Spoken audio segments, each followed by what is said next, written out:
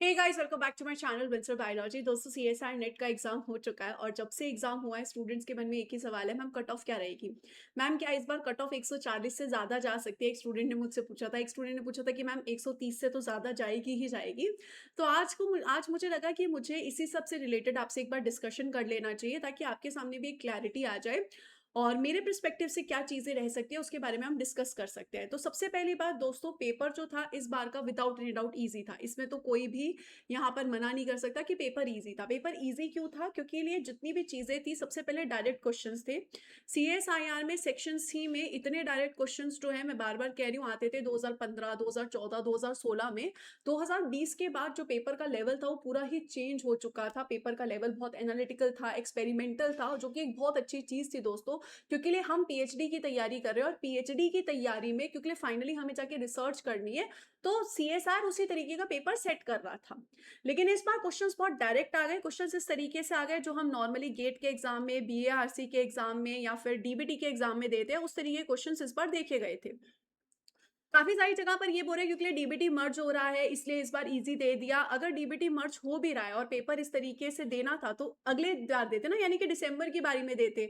तो ये बात कहना है कि डीबीटी मर्ज हो रहा था इसलिए पेपर इजी कर दिया, ऐसा कुछ भी नहीं है दोस्तों। वो एनटीए वाले हैं, एनटीए वालों का मन करता है तो वो कर देते हैं। ऐसा नहीं है कि ये सिर्फ हमारे साथ सीएसआई नेट में भी हुआ है, कितनी बार यूपीएससी में भी ऐसा हो जाता है कि यूपीएससी में पेपर कभी तो टफ आ जाता है और कभी एकदम ऐसा ईजी आ जाता है कि बच्चों ने एक्सपेक्ट ही नहीं किया होता और वो ईजी उतना चीज़ों को, इतना ईज़ी चीज़ों को रिवाइज़ नहीं करके जाते। तो उसके चक्कर में उनका पेपर जो है वो अच्छा नहीं होता। तो इट्स क्वाइट नॉर्मल, ये जो एंट्रेंस एग्ज़ामिनेशंस है उसमें हर बार ये लोग कुछ ना कुछ चेंजेस करने की कोशिश करते हैं दोस्तों, और हम स्टूडेंट्स को, हम फैकल्टीज़ को धक्का देने की कोशिश करते हैं कि ये लोग कुछ तो नई चीज़ हम करवा रहे हैं। तो इसलिए यहाँ पर पेपर जो था वो इस तरीके का बेसिकली था, और ये जो ईज़ी होने का रीज़न है, हम ये नहीं बोल सकते कि डीबीटी मर्ज हो रहा है तो इसकी वजह से ईज़ी था। अगर वो करना होता तो अगली बार करते वो लोग। ये एनटीए वाले, उनका मन किया, उन्होंने ये कराया। अब ईज़ी कहने का मतलब क्या है? पहले तो क्वेश्चंस डायरेक्ट थे। दूसरी चीज़, हर एक स्टूडेंट को, ज़्यादातर स्टूडेंट्स को ये चीज़ लगी कि भई जितने भी क्वेश्चन आए ना वो ऐसे थे कि करने लायक थे। अब नहीं हुए उसका रीज़न यहाँ पर ये हो सकता है कि भाई हमारी जो रिवीजन है वो ठीक से नहीं हुई, या उस टाइम पे हमारे को वो जो चीज़ें हैं ना वो क्लिक नहीं हुई। क्योंकि नॉर्मली क्या होता है, हमारे एक्सपेरिमेंटल क्वेश्चंस आते हैं, एनालिटिकल क्वेश्चंस आते हैं सेक्शन सी में। अब एक्सपेरिमेंटल एनालिटिकल क्वेश्चंस में क्या होता है दोस्तों, यहाँ पर हमें सेलेक्ट करना होता है, हमें एलिमिनेशन मेथड करना होता है, हमें ये देखना होता है कि यार क्वेश्चन को पढ़ के कि कौन सा ऑप्शन सही है, कौन सा ऑप्शन गलत है, ये सारी चीज़ें हमें देखनी पड़ती है। इस बार ऐसा कुछ भी नहीं हुआ। इस बार डायरेक्ट क्वेश्चन है। इस बार इट्स लाइक तुझे आता है तो तुम्हें कर लो, नहीं आता है तो मत करो टाइप ऑफ क्वेश्चन था। कोई एलिमिनेशन मेथड नहीं लगेगा, कोई एक्सपेरिमेंटल नहीं लगेगा, कोई एनालिटिकल क्वेश्चन नहीं लगेगा। मतलब जो बहुत ज़्यादा हम ब्रेन यूज़ करने वाली चीज़ें थी ही नहीं। आपको आता है तो आप कर दोगे, नहीं आता है तो नहीं करोगे। अब जो स्टूडेंट्स बोल रहे हैं कि मैम 140 से अबव कट ऑफ चली जाएगी क्या, तो दोस्तों ऐसा नहीं होता है। पेपर भले ही इजी आया हो, लेकिन बहुत सारे स्टूडेंट्स ऐसे थे जिनका रिवीजन इतना स्ट्रांग नहीं होगा, जिन्होंने भले ही यहाँ पर एक्सपेरिमेंटल क्वेश्चन, एनालिटिकल क्वेश्चंस की बहुत अच्छे से तैयारी की, लेकिन जो बेसिक कॉन्सेप्ट्स है उसमें थोड़े थोड़े थोड़े कहीं ना कहीं चूक गए होंगे। या फिर कोई, बहुत सारे स्टूडेंट्स ऐसे थे कि यार मैम पढ़ा था, रिवाइज भी किया था, लेकिन उस टाइम पे मैम क्लिक नहीं हो रहा। ऐसे बहुत सारे स्टूडेंट्स होंगे दोस्तों, और जो बहुत अच्छे स्टूडेंट्स होंगे जिन्होंने रिवीजन पे भी बहुत अच्छे से फोकस किया था, एनालिटिकल क्वेश्चंस पे भी अच्छे से फोकस किया था, उनका डेफिनेटली अच्छा गया है। तो इसमें ये हो जाना कि 140 से ऊपर चली जाएगी, ऐसा नहीं होता है दोस्तों। बहुत सारे ऐसे स्टूडेंट्स रहते हैं जिनका कॉन्सेप्ट्स निकल जाता है दिमाग से, उस टाइम पे क्लिक नहीं होता है, तो 140 के अबव जाना तो बहुत मुश्किल है। हाँ, इस बार ये था कि सेक्शन बी और सेक्शन सी सिमिलर पैटर्न पे था। सेक्शन ए से बहुत डायरेक्ट क्वेश्चंस थे। मुझे आरके सर बता रहे थे कि मैम कितने सारे क्वेश्चन तो क्लास में कराए थे, नंबर को चेंज करके, बट सीएसआईआर में आए, और कितने सारे सेक्शन बी और सेक्शन सी के क्वेश्चंस हमने ही देखे थे दोस्तों, मॉक्स में हमने सॉल्व किए और वो डायरेक्ट के डायरेक्ट क्वेश्चन आए हुए थे। तो पेपर इजी इसी सेंस में था कि ज्यादातर क्वेश्चंस हम लोगों ने सॉल्व कर रखे थे, हमें लगभग सारे कॉन्सेप्ट्स हमने कभी ना कभी पढ़ रखे थे, इसलिए paper was easy. But easy होने के साथ साथ भी पेपर ट्रिकी था, क्योंकि लिए अगर आता है तो आता है, नहीं आता है तो जयराम जी की, अगले क्वेश्चन पे चलो, और कुछ नहीं हो सकता। हम एलिमिनेशन वगैरह कुछ भी नहीं अप्लाई कर सकते। तो इस कंडीशन में क्या कट ऑफ 140 अबव जाएगी? नहीं। क्या कट ऑफ 130 अबव जाएगी? नहीं। अब कट ऑफ डिपेंड किसके ऊपर होती है दोस्तों? तीन फैक्टर्स होते हैं। एक तो जेआरएफ की सीट्स कितनी है, दूसरे कितने नंबर ऑफ स्टूडेंट्स ने एग्जाम दिया था, और तीसरा पेपर लेवल कितना था। पेपर लेवल तो हमें दिख गया कि हाँ ईजी था, कहीं ना कहीं ईजी था, बहुत सारे स्टूडेंट्स को अच्छा गया होगा जिन्होंने रिवीजन किया। तो paper was easier, cut off पिछली बारी से तो हाई पक्का जाएगी। अब दूसरी चीज होती है जेआरएफ की नंबर ऑफ सीट्स कितनी रहेगी। अब इस बार जेआरएफ नंबर ऑफ सीट्स तो रिलीज की नहीं है, कभी भी नहीं करते। तो अब इसमें अगर ये हो गया कि जेआरएफ नंबर ऑफ सीट्स ही बहुत ज़्यादा कम कर दी, जैसे डीबीटी में की थी, तो उसमें तो फिर कट ऑफ को कोई नहीं रोक सकता, फिर तो कट ऑफ कितनी ही ऊपर चली जाए। लेकिन मुझे लगता नहीं है कि एनटीए वाले ये गलती इस बार भी फिर से करेंगे, क्योंकि डीबीटी में भी उन्होंने फिर वापस से अपना जो फैसला था वो रिवर्स लिया था, फिर वापस से यहाँ पर सीट्स को बढ़ाई गई थी, तो आई डोंट थिंक कि वो सीएसआर में ये चीज़ करेंगे। वैसे आजकल बहुत सारे कंट्रोवर्शियल चीज़ें चल रही है, तो आई डोंट थिंक कि वो ऐसी गलती करेंगे। वो जेआरएफ की सीट्स को अप्रॉक्सीमेटली तो एटलीस्ट ट्राई करेंगे पिछली बारी से इक्वल रखें, अगर बढ़ाएंगे नहीं तो। और हम चाहते हैं कि बढ़ा दें तो और ही बढ़िया बात है। अगर बढ़ा देंगे तो कट ऑफ बहुत ज़्यादा राइज़ नहीं होगी। दूसरी चीज़, नंबर ऑफ सीट्स कितनी है, नंबर ऑफ स्टूडेंट्स कितने बैठे हैं। अगर नंबर ऑफ स्टूडेंट्स बहुत ज़्यादा बैठते हैं, नॉर्मली हमारे लाइफ साइंस में 70 से 80 हज़ार स्टूडेंट बैठते हैं।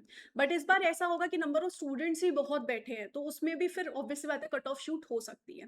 तो आप देख रहे हो कितने सारे फैक्टर्स होते हैं किसी भी कट ऑफ को डिसाइड करने के लिए दोस्तों। तो आप ये बोलते हैं ना कि मैम एक्सपेक्टेड कट ऑफ बताओ, एक्सपेक्टेड कट ऑफ बताओ, तो हम भी बस हमारे एनालिसिस से बताते हैं कि कट ऑफ हो सकती है। कोई भी आपको एक एग्जैक्ट कट ऑफ नहीं बता सकता। अगर किसी की भी एग्जैक्ट कट ऑफ लग रही है तो मतलब वो बस गॉड ग्रेस है कि हाँ भाई उन्होंने ये एग्जैक्ट कट ऑफ बता दी थी और वो उसके साथ मैच हो गई। ऐसा रहता है, लेकिन एक हमें हमारे पास रेंज होनी चाहिए कि मैम एक रेंज तो हो कि भाई इससे ऊपर आए तो हम सेफर साइड है, इससे नीचे आए तो हम वापस से सीएसआर की तैयारी करें। तो वो हम यहाँ पर बेसिकली दोस्तों देख लेते हैं। जैसे कि हमारी दिसंबर की कट ऑफ आपको दिख रही है कि ये हमारे दिसंबर में इतने मार्क्स गए थे। तो दिसंबर में अगर हम यहाँ पर देखें अनरिजर्व्ड वालों के लिए 108 मार्क्स जो थे वो गए थे। अब इस बार अगर हम एक्सपेक्ट करें तो 108 मार्क्स से कितना शूट हो सकता है? 108 मार्क्स से हम यहाँ पर एक्सपेक्ट कर सकते हैं दोस्तों 114 से 117 मार्क्स के आसपास जा सकती है। 114 से 117 मार्क्स एट मैक्स जा सकती है। इससे ऊपर शूट हुई तो इसका मतलब है या तो बच्चे बहुत ज़्यादा बैठे थे या फिर उन्होंने जेआरएफ की सीट्स ही रिड्यूस कर दी। या फिर बच्चे जो है वो काफ़ी एक्स्ट्रा ऑर्डिनरी इस बार बैठे थे और काफ़ी ही वो तो सही करके आए हैं, तो ये भी हो सकता है। नहीं तो कभी भी कट ऑफ कितनी भी दोस्तों पेपर ईज़ी आ जाए या टफ आ जाए, इतनी ज़्यादा शूट नहीं होती है। तो 114 से 117 मार्क्स के आसपास जा सकती है। इसलिए मैं हमेशा तुम लोगों को कहती हूँ कि कभी भी पेपर में टारगेट करो तो 120 मार्क्स प्लस तो टारगेट करो ही करो। तो 120 मार्क्स प्लस जिसके आ रहे हैं वो तो बिल्कुल चिल्लैक्स रहे, उसका तो क्लियर हो ही जाएगा। कोई स्टूडेंट है जिसके 115 से कम मार्क्स आ रहे हैं, आई वुड रिकमेंड कि भाई तुम लोग फिर से तैयारी शुरू कर दो। अगर तुम्हें पीएचडी करना ही है, अगर तुम्हें कुछ और करना है तो दैट्स योर चॉइस, बट अगर पीएचडी ही करनी है और सीएसआर क्लियर करना है तो लग जाओ फिर से। 115 से 110 वाले स्टूडेंट्स बॉर्डर लाइन पे हैं। आप लोग बॉर्डर लाइन पे हो, आप लोग थोड़ा थोड़ा रिवाइज कर लो, थोड़ी थोड़ी चीजें देख लो। बट ये 120 से ऊपर मार्क्स वाले बच्चे रिलैक्स रहो, क्योंकि इतनी ज्यादा कट ऑफ सीएसआईआर में रिसेंटली कभी नहीं गई थी। एक ही बार बस सीएसआर में 120 के आसपास कट ऑफ गई थी, बाकी 120 के ऊपर कभी कट ऑफ नहीं गई है। पेपर कितना भी इजी हो 120 से ऊपर कट ऑफ नहीं गई है, तो हम यही एक्सपेक्ट कर सकते हैं 114 से 117 के आसपास कट ऑफ जाएगी। ऐसे ही अगर हम यहाँ पर चलें ईडब्ल्यूएस वालों के लिए, तो ईडब्ल्यूएस वालों के लिए पिछली बार गई थी 88 मार्क्स, तो इस बार हम यहाँ पर एक्सपेक्ट कर सकते हैं अप्रोक्सीमेटली 95 के आसपास जाएगी। वंस अगेन अगर आप 95 या 90 से कम वाले स्टूडेंट हो तो भाई आप लग जाओ, वापस से लग जाओ। 95 से ऊपर वाले स्टूडेंट्स हो तो यू कैन वेट, आपके सिलेक्शन के चांसेस बहुत ज़्यादा है।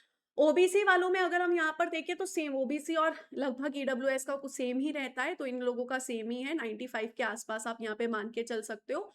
अब आपके इसमें 100 मार्क्स से ज्यादा आ रहे हैं तो ऑब्वियस सी बात है मोस्ट सेंस में आपका हो जाएगा, तो आप 100 मार्क्स के ऊपर वाले तो स्टूडेंट रिलैक्स हो सकते हैं। अगर हम एससी में जाएं तो एससी में यहाँ पर पिछली बार 72 मार्क्स गए थे, तो आप यहाँ पर इस बार एक्सपेक्ट कर सकते हो 78 के अप्रोक्सीमेटली आसपास कट ऑफ जाए, ऊपर थोड़ा बहुत हो सकता है।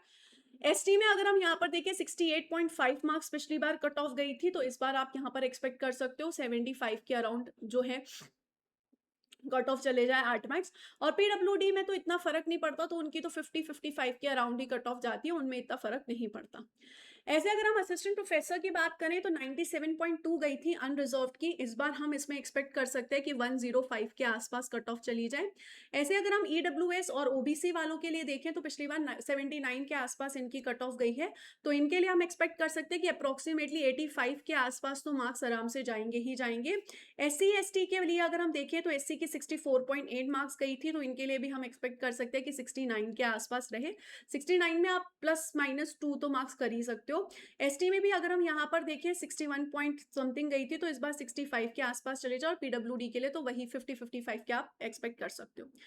अब इसमें दोस्तों वंस अगेन मैं यहाँ पर यही कहूंगी प्लस माइनस 2-3 मार्क्स हो ही सकता है, बिकॉज आई डोंट नो कि वो कितनी जीआरएफ निकालने वाले हैं और कितने वो यहाँ पर चीज़ें करने वाले हैं। अब ये जो मैं एक्सपेक्टेड कट ऑफ बोल रही हूँ, अगर आपके इससे ऊपर मार्क्स हैं, तो आप रिलैक्स हो सकते हो और इससे आपके और 5 मार्क्स ऊपर है, तब तो पूरी तरीके से रिलैक्स हो जाओ। इससे कम है तो फिर से लग जाओ, इससे कम मार्क्स में तो पक्का लग ही जाओ और इसके आस-पास है तो बॉर्डर लाइन पे हो, तुम देख लो कि तुम्हें फिर से प्रिपरेशन करनी है या फिर तुम्हें एक बार थोड़ा बहुत रिवाइज़ करना है, एक बार पेपर आने का वेट करना है, तुम वो सब चीज़ें देख सकते हो। You can relax for a bit. ऐसे अगर हम पीएचडी ओनली कैटेगरी के लिए देखें तो पिछली बार यहाँ पर 78 मार्क्स के आसपास गई थी, तो इस बार हम एक्सपेक्ट कर सकते हैं कि 85 मार्क्स के आसपास रहेगी। ईडब्ल्यूएस के लिए पिछली बार 66 गई थी, ओबीसी के लिए भी 66 गई थी। 72 मार्क्स आप एक्सपेक्ट कर सकते हो। एससी एसटी के लिए 50 गई थी, तो इनके लिए आप 55 के अराउंड एक्सपेक्ट कर सकते हो। तो इस तरीके से दोस्तों ये एक्सपेक्टेड कट ऑफ है। Once again this is expected cut off, मुझे नहीं पता है कितने नंबर ऑफ स्टूडेंट्स इस बार बैठे हैं और क्या चीजें रही हैं, बट पेपर पैटर्न के हिसाब से डेफिनेटली थोड़ी सी कट ऑफ जाएगी। हाई तो जानी ही है, ये तो पक्की बात है। तो इसमें आप ये मान के चलो, अगर आपके 120 मार्क्स से ज्यादा आ रहे हैं तो आप सेफ साइड पे हो जनरल कैटेगरी में। आपके 95 से ऊपर आए तो भी आप सेफ हो, लेकिन अगर आप 100 मार्क्स से ऊपर हो तो पूरी तरीके से सेफ हो ईडब्ल्यूएस ओबीसी में। ऐसे ही एससी एसटी में 80 से ऊपर आ रहे हो तो पूरी तरीके से सेफ हो। अब इसी इसी मार्क्स के आसपास हो तो बॉर्डर लाइन पे हो, और उससे अगर नीचे हो तो दोस्तों लग जाओ फिर से, दैट विल बी बेस्ट अगर आपको पीएचडी करनी है तो। अब इसमें बहुत सारे स्टूडेंट्स का ये बहुत सारी जगह पे ये भी बोला गया है कि मैम डीबीटी इस बार मर्ज हो रहा है तो क्या पेपर पैटर्न होगा, क्या पेपर पैटर्न डीबीटी लेवल का होगा, कुछ नहीं पता। कोई भी प्रिडिक्शन, कुछ भी देखने का कोई फायदा नहीं है दोस्तों। कुछ भी, कोई भी जन कुछ भी बोले कि अब डीबीटी के पैटर्न पे होगा, या फिर जून का एग्जाम इजी गया था तो दिसंबर का एग्जाम टफ जाएगा, या फिर कि पेपर ऐसा हो सकता है, पेपर वैसा हो सकता है, किसी को नहीं पता। एनटीए वालों को खुद को अभी नहीं पता कि वो क्या पेपर सेट करेंगे, वो भी पेपर सेट करना शुरू करेंगे, तो हम किसी को भी नहीं पता। तो I would definitely suggest you, हर एक पर्सपेक्टिव से प्रिपरेशन करने की कोशिश करिए। इस पेपर ने हमें बस ये बात समझा दी है कि आपको रिवीजन पे बहुत ज़्यादा फोकस करना है, हर एक कॉन्सेप्ट को इंपॉर्टेंस देनी है, कोई भी ऐसा नहीं है जिसको इंपॉर्टेंस नहीं देनी। और इट्स नॉट लाइक कि प्रीवियस ईयर क्वेश्चंस की कोई वैल्यू नहीं रही है, प्रीवियस ईयर क्वेश्चंस की पूरी वैल्यू है दोस्तों। हम हमेशा ये कहते हैं 10 से 15 साल के क्वेश्चंस करके चलो। 2020 2013 2014 2015 में इसी तरीके के क्वेश्चंस आते थे, तो आपको 10 टू 15 ईयर्स के क्वेश्चंस तो जरूर करके जाने ही जाने। प्रीवियस ईयर क्वेश्चंस की आज भी उतनी ही वैल्यू है।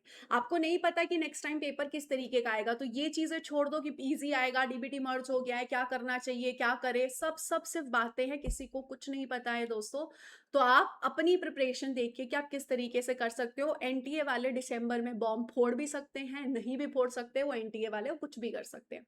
We have to be ready. और ये सिर्फ सीएसआर एग्जाम के साथ नहीं होता, ये सारे एग्जाम के साथ होता है। मैं बता रही हूँ ना आपको, यूपीएससी में भी ऐसा ही होता है, हर एक एग्जाम का यही है।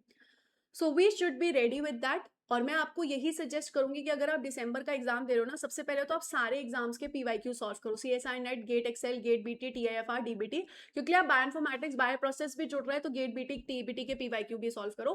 ट्राई करो हर एक एग्जाम के पीवाईक्यू सॉल्व करने की, जो मैं आपको हमेशा कहती हूँ कि पीवाईक्यू हर एक एग्जाम के सॉल्व करो। पता है आपको क्या हुआ, मेरे एक स्टूडेंट है जो इस बार बीएआरसी जिन्होंने एग्जाम दिया था और जिन्होंने सीएसआई नेट एग्जाम दिया था, उन स्टूडेंट ने मुझे यहाँ पर ये बताया कि मैम सीएसआर नेट में एक दो क्वेश्चंस ऐसे थे जो सेम बीएआरसी के एग्जाम में आए थे। तो यहाँ पर ऐसा हो रहा है कि बीआरसी वाले क्वेश्चन सीएसआई नेट में आ रहे हैं, और ऐसे तो कितनी बार हम ये चीज देखते हैं कि गेट एक्सेल के क्वेश्चंस कभी गेट बीटी में दिख रहे हैं, आईआईटी जैम के जो एमएससी एंट्रेंस क्वेश्चन है वो गेट में आ रहे हैं, टीएफआर के क्वेश्चन कभी मुझे गेट में दिखते हैं, गेट के क्वेश्चन डीबीटी में भी दिखते हैं। ये तो मेरे साथ कितनी बार होता है। तो इसलिए मैं आप लोगों को बता रही हूँ कि हर एक पीवाईक्यू सॉल्व करने की कोशिश करो, और इसीलिए मैंने आप लोगों के लिए PYQ entrance exam, PhD entrance का एक ही कोर्स लॉन्च किया है, जिसमें आपको प्रीवियस ईयर क्वेश्चंस मिल रहे हैं, आपको उनका वीडियो सॉल्यूशंस मिल रहा है, टॉपिक वाइज डिस्ट्रीब्यूशन मिल रहा है, और एनटीए जैसे पेपर कंडक्ट करता है वैसे ही है। तो आप इसमें एनरोल कर सकते हो। अगर आपको खुद से सर्च करके डाउनलोड करके सॉल्व करने हैं गूगल से, तो आप वो भी कर सकते हो, आप वहां से भी डाउनलोड करके खुद से भी सॉल्व कर सकते हो, that's not a big deal.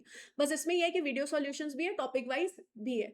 अगर आपको डायरेक्ट पेपर डाउनलोड करके करना, पेपर डाउनलोड करके भी सॉल्व कर सकते हो। इसी के साथ साथ दोस्तों, जो स्टूडेंट्स अब सोच रहे हैं तैयारी करना शुरू करने की, तो मैं उनको यहाँ पर रिकमेंड कर सकती हूँ। जून 2027 के लिए हमारा लैक ऑपेरॉन बैच आ रहा है, जो 23 जुलाई से आ रहा है। ये बैच प्योरली जून 2027 स्टूडेंट्स के लिए है। अगर उन स्टूडेंट्स में कि मैम अभी हमें शुरुआत करनी है, स्पेशली वो स्टूडेंट्स जो अपनी एमएससी में हैं, जो बोले कि मैम ज़ीरो से स्टार्ट करना है, अब हमें स्टार्ट करना है, हमें कुछ भी आइडिया नहीं कि भई क्या करना है, कैसे करना है, तो अब आप यहाँ पर इस कोर्स में जुड़ सकते हो। और इसमें हम एक और चीज़ इंट्रोड्यूस कर सकते हैं, डेली प्रैक्टिस प्रॉब्लम हम इंट्रोड्यूस कर रहे हैं, जिसमें वीकली प्रैक्टिस प्रॉब्लम जो हम करते हैं नॉर्मली, कि वीक में आपको संडे को एक टेस्ट होता है। अब हम रोज आपको डीपीपी भी याद करेंगे कि आज जो हमने पढ़ा उससे रिलेटेड 10 क्वेश्चन, 15 क्वेश्चन, 20 क्वेश्चन आप सॉल्व करो, ताकि आप रिवाइज करो और क्वेश्चन प्रैक्टिस भी उसी दिन करके चलो। तो ये चीज भी हम इस बार डीपीपी भी लेकर आ रहे हैं। ये जो कोर्स होगा ये धीमे धीमे चलेगा, आराम से चलेगा, 1 साल का कोर्स है, ताकि आप लोगों के कम प्रेशर बने। एमएससी वाले स्टूडेंट्स के लिए काफी हेल्प कर सकता है।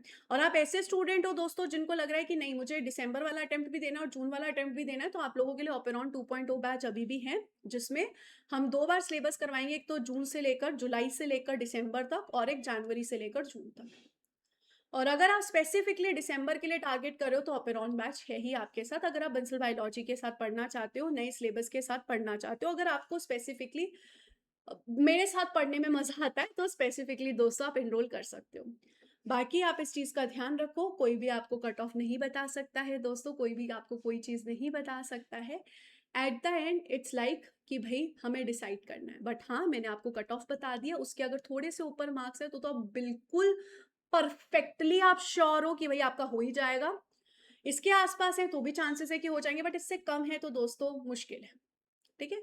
This video was only for like, मैं आपको कोई भी कहीं से भी डिमोटिवेट नहीं करना चाहती हूँ। मैं आपको सिर्फ एक फैक्ट्स दिखा रही हूँ, और वो फैक्ट्स मैंने आपके सामने रखे हैं। मुझे उम्मीद है कि इस वीडियो से आपको कुछ ना कुछ हेल्प मिली होगी और कुछ ना कुछ बातें आपको पता चली होगी दोस्तों। अगर इसके अलावा आपको कुछ पता है, आपको कोई बातें लगती है कि मैम मुझे शेयर करनी चाहिए, because at the end exam मैंने नहीं दिया दोस्तों, मेरे स्टूडेंट्स ने दिया है। मुझे मेरे स्टूडेंट से जो रिव्यू मिला, मैं उसके बेसिस पे आपके सामने आ रही हूँ। अगर आपको लगता है कि नहीं मैम हमने एग्जाम दिया, ये चीज़ें थी, वो चीज़ें थी, तो आप कमेंट सेक्शन में डेफिनेटली दोस्तों बता सकते हो। आपका रिव्यू आप डेफिनेटली रख सकते हो कमेंट सेक्शन में। एंड एट द एंड दोस्तों, किसी को नहीं पता होता कि अगली बार एग्जाम कैसा आएगा, तो हमें हर एक पर्सपेक्टिव से तैयारी करनी होती है। So after that guys, I wish you all the very best. Take care of yourself. Thank you so much for joining with me in this session. I hope this session was helpful for all of you. Thank you so much guys. Take care of yourself. Bye bye.